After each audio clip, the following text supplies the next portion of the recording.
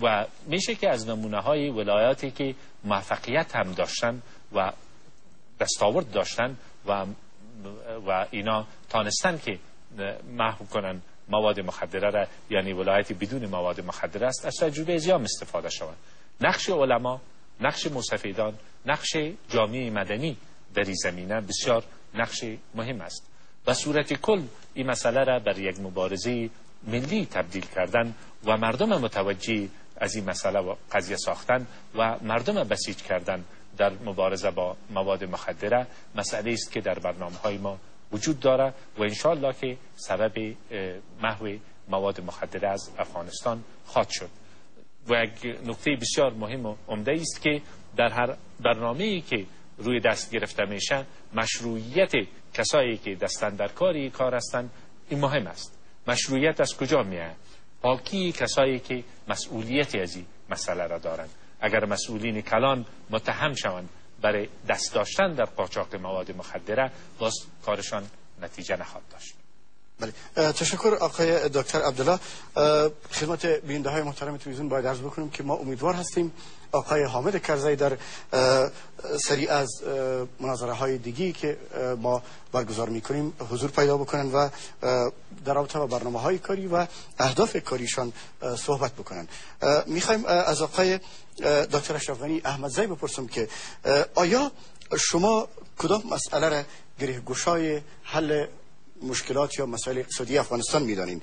با باور شما استخراج معادن افغانستان میتونه این مسئله را بیشتر حل بکنه که در اون رابطه هم برخی به باور هستند که محاط بودن افغانستان با خشکی و یا راههای مشکل ایره یک کمک ناممکن میسازه و یا شما با راهکارهای دیگه تکیه خواهید کرد؟ ما میخوایم 1 میلیون کار نو بر جوانای ما ایجاد شود، چون نسل جوان ما با حدود 53% بیکاری امروز مصادف است. 6 بخش مشخص محور توجه است. 1 زراعت. عاید هدف ما باید باشه که عاید یک زاری افغان از 50 افغانی در روزه و 200 افغانی در روزه برسه. ما تولید کننده مواد مخدر هستیم، اما ایران، اروپا و باقی جهان مصرف کنندش. اینا به عین اندازه مسئولیت دارن که ما داریم. از این جهت بازاریابی برای زراعت ما در صدر برنامه ما قرار خواهد داشت تا ما بتانیم اساس اقتصادی مواد مخدره را تغییر بدیم. 2 مالداری است. ما مملکت مالدار هستیم، توجه جزئی هم برای اصلی شدن مالداری ما صورت نگرفته. 3 خدمات شهری است. ما ضرورت حیاتی و ایجاد و اصلی شدن خدمات شهری داریم و در این قسمت یک سیستم مالیایی و مالیه‌گیری فعلی نهایت زجر کننده است برای تاجر متوسط و کوچک ما، چون اینا به شفافیت و مالیه‌گیری نمیان. بخش 4 ساختمان است. از نگاه ساختمان ما میتونیم تغییرات اصلی بیاریم. بخش 5 که دراز مدت است، وسط مدت و دراز مدت است، معادن افغانستان است. خوشبختانه افغانستان 400 حداقل 400 نوع معدن داره و از این نگاه اگر ما چارچوب قانونی و در یک نظام عادل تهیه کنیم که معادن ما به صورت اساسی استخراج شوند، زمینه زندگی را بر ما بر 100 سال آینده فراهم کرده میده. بخش 6 مواصلات و مخابرات است. من میخوایم افغانستان اولین مملکت دنیا باشه که در او اینترنت مفت شود. ما امروز در حدود 400 دلار برای استفاده از اینترنت باید فیس بدیم و مالی که از دست دولت می نهایت کم است. نسل جوان ما و مخصوصا مبتکرین ما در زراعت و بخشای دیگر باید بتانن از ارتباطات جهانی استفاده کنند. در اینی 6 بخش ما اساس یک نظام اقتصادی اجتماعی را گذاشته میتونیم، چون بازار آزاد انواع مختلف داره. تعبیر نظام اقتصادی برای ما باید به شکل شود که به شرایط یک مملکت معاد با خشکه و جنگ دیده ساخته است. تشکر آقای دکتر اشرف غنی احمدزی. و حالا میخوایم از دکتر صاحب عبدالله بپرسیم، حالا میاییم به بحث روابط خارجی. آیا آقای دکتر تعریف سیاست خارجی افغانستان در دولت برهبری شما چی خواهد بود؟ آیا همین سیاست خارجی بی‌طرفانه و یا هم دوام روابط استراتژیک فعلی با چند کشورهای یا قدرت‌های بزرگ یا ابرقدرت مثل ایالات متحده آمریکا؟ در قدم اول تعریف سیاست خارجی افغانستان بر اساس منافع ملی و بالاخره نقش منطقه در سیاست خارجی و نقش جهان به صورت کل و جامعه بین المللی و ایجاد یک تعادل بین روابط افغانستان در منطقه و روابط افغانستان در سطح بین المللی و تاکید روی گسترش روابط افغانستان با همه همسایه ها و با کشورهای اسلامی خصوصا، اینا در قدم اول اساس سیاست خارجی را تشکیل خواهد دادند.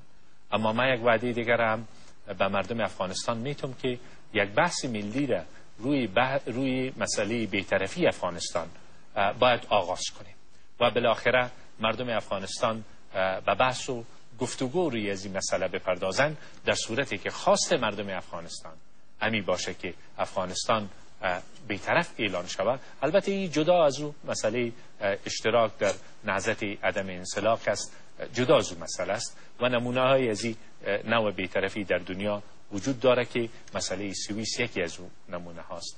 مسئله بحث بی‌طرفی افغانستان به یک بحث ملی کشاندن و یک نتیجه گیری از او کردن، این مسئله است که ما وعده میدم که انشالله در ظرف یک سال بعد از ایجاد حکومت منتخب ای را ارائه کنیم به مردم و نتیجه گیری داشته باشیم. در روابط با همسایه های افغانستان در حالی که فرصت های مشترک در اختیار همه ماست و تهدید مشترک هم وجود داره، متاسفانه ما نتانستیم بعد از پیشرفت هایی که در سالهای اول به میان آمد داشته باشیم. مثلا اولین بار معامله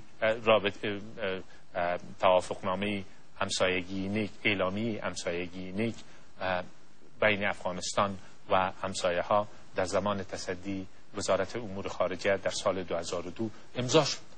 البته پیگیری از این با مشکلات مواجه بود. اطمینان دادن به همسایه‌های افغانستان که از خاک افغانستان توسط افغانستان یا نیروی سیومی بر ضد از اونا استفاده نمیشه و عین اطمینان از همسایه ها خواستن، این میتونه بسیار کمک کنه برای تشویش هایی که در سطح منطقه وجود داره از نیروهای بین المللی. و البته بعد از یک زمانی در سیاست خارجی افغانستان متاسفانه به نقش منطقه توجه صورت نگرفت که همه اینها با ایجاب بازنگری را میکنه. بله، تشکر آقای دکتر عبدالله. یک نکته میخوایم خدمت بیننده های محترم یک بار دیگه عرض کنیم که ما از آقای حامد کرزی نیز دعوت کرده بودیم تا در برنامه ما حضور پیدا بکنن که در این برنامه حضور نیافتن. امیدوار هستیم در دوره های بعدی که ما این برگزار خواهیم کرد حضور پیدا بکنن و پرسش هایی که که با اونا مربوط میشوند یا پرسش هایی را که نامزدای محترم در رابطه با اونا دارن با اونا پاسخ بگوین.